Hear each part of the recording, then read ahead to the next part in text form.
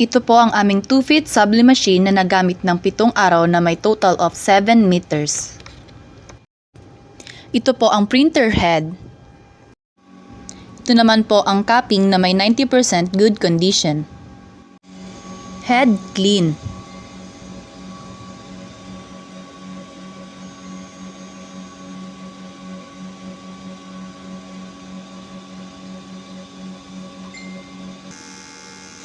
Nozzle test.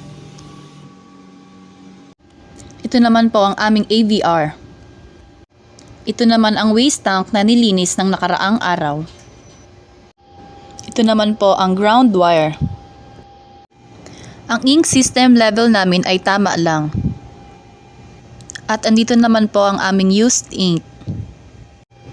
At ito naman po ang mga unused ink. Ito naman po ang aming subli roll. Ito naman po ang aming daily output monitoring. At ito naman po ang inventory monitoring. At ito naman po ang maintenance checklist.